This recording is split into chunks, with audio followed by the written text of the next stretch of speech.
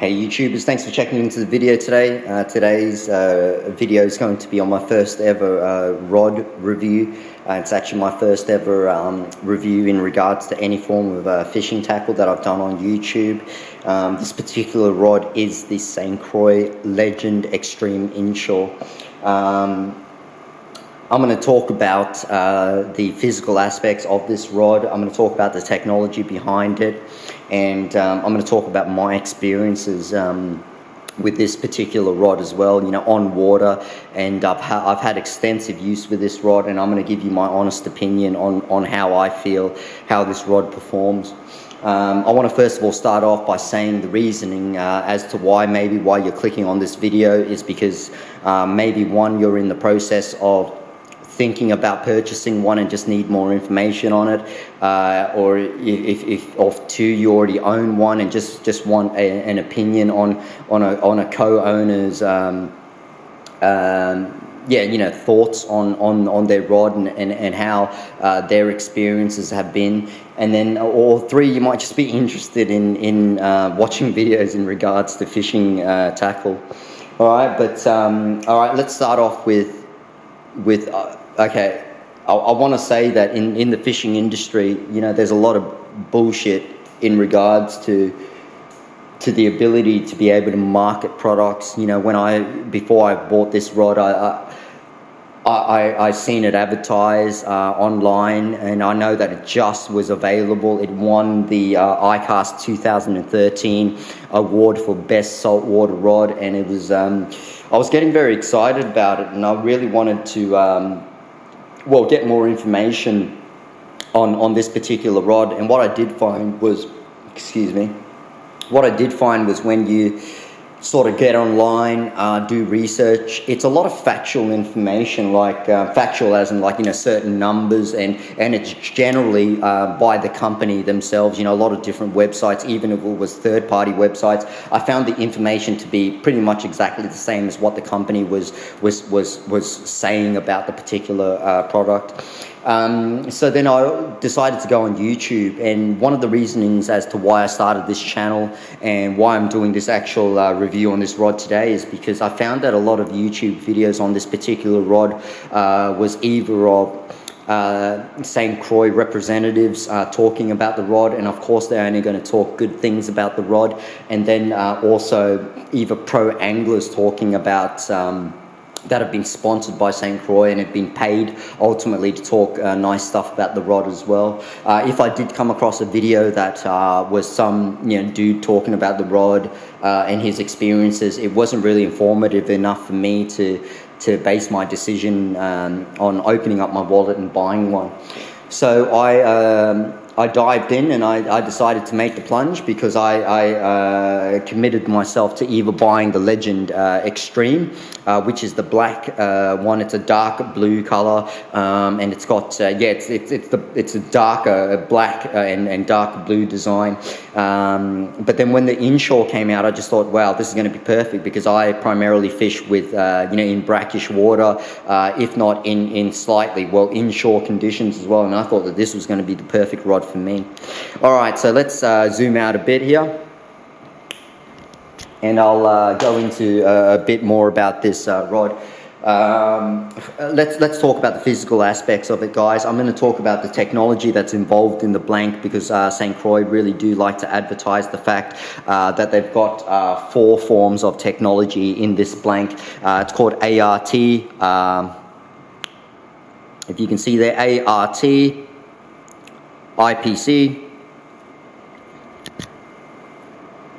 and then also FRS. There's another technology that's involved in this rod that they did not put here. I did contact St. Croix. It's called the TET technology, which is taper enhancement technology, which I was wondering why they did not stick that on there. I actually contacted St. Croix directly via email. I got an email back by one of their main guys saying that it's a fine balancing act between them getting these stickers on time for production I don't know about that. I reckon that's a bit of a load of BS. But every single St. Croix Legend Xtreme series, whether it be the Inshore or the regular edition, does have TET. But yeah, it doesn't have that stuck on there. All right, guys, let's talk about TET. And these... All right, IPC, I'll start off with IPC. IPC stands for Integrated Poly Curve. What Integrated Poly Curve ultimately means is that your St. Croix rod, the blank itself, all blanks are made with a mandrel. What a mandrel is a piece of solid metal that slowly tapers into a smaller, thinner section. And then the material is, in this case, carbon fiber has been wrapped around this mandrel, and then is, you can see that getting progressively thinner. Because the mandrel does get thinner at the end, guys. But what IPC stands for is Integrated Poly Curve, and what that means is ultimately that mandrel or that piece of metal is perfectly, very nicely, and it gradually gets thinner in a very smooth transition, instead of going like this and then like that and then like that. Okay, so instead of being large into a quick smaller section and then a smaller section at the tip, it's a very nice smooth transition of slowly being smaller throughout the whole length of the rod. Okay, so that's what they're talking about, the integrated poly curved technology. All right, the next one is ART, which stands for Advanced Reinforcing Technology. What that ultimately means is that they've added exotic, on their website here, they claim they've added exotic carbon fiber materials that adds a magnitude of 10 times strength with virtually no thickness. Obviously, you can make a rod thicker by adding more, if it's adding more strength, it's going to be thicker. They claim virtually adding no thickness to it and no weight to it, but so keeping the same thickness and weight of the blank, but adding more strength to it. Actually about 10 times more strength, because it is a specialized carbon fiber material that they use, in a very expensive one that they claim. Next one would be fortified resin system. What the fortified resin system is, a process that they use. Pretty much it is it's all carbon fiber is strung around this mandrel. They then are going to put, what should I say, they have the best quality resins, so they claim. And then the other thing that they do claim is that they've got this really awesome procedure in which they cure this device. Curing means in the oven, meaning that they'll put it in the oven, they'll heat it up, and they'll slowly drop it to certain temperatures to cool, but in a certain rate that they feel is absolutely perfect for the construction of this blank. Okay, lastly is the taper enhancement technology. All taper enhancement technology means is that there are pieces of carbon fiber that have been rolled around here, but before they're rolled, they're actually flat pieces of carbon fiber. But all taper enhancement technology means is that they're being computer cut, digitally cut, programmed to be cut perfectly with a laser in a certain way. So it is the perfect shape for it to roll around that metal mandrel that I was talking about, therefore creating the perfect amount of thickness in certain areas. Okay, now this particular rod is, okay, in the in terms of the Legend Xtreme Inshore, there's only one style of bait cast model. There is 3 styles of spins, but there is only one style of bait cast model. So this particular one here, the only one available is going to be a 7-foot medium heavy fast action. If you can sort of see there. All right, so 7-foot medium heavy. That's got to do with the power. Fast action is obviously got to do with the tip. So it is a very powerful rod, guys. You can really, it's got a really nice backbone to this, I got to admit. And the action itself has got to do with the fast action, meaning that it's a little bit more tip heavy. Okay, so meaning that it wants to bend a little bit more at the tip as opposed to about the middle of the rod. Okay. Next of all, let's have a look at a bit more information on it.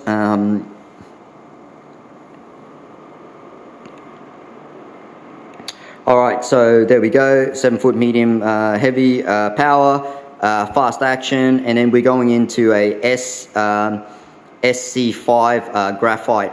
This actually is a combination of SC5 graphite and also it's been reinforced with SC6. All the Legend Xtreme series do have that.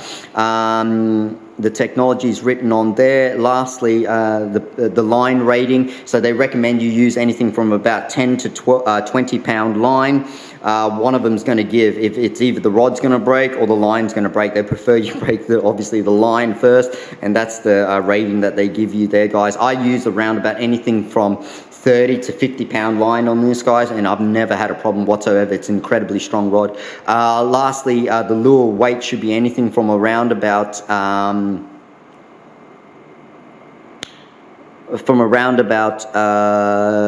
half ounce to about 1 1/4 ounce in terms of the weight of the lure. It is made in the United States, still at the St. Croix factory. Okay, it does have this specialized handle that they do make. It is a proprietary handle that they make in-house. They don't use, they don't outsource it, and it is a pretty cool handle, guys.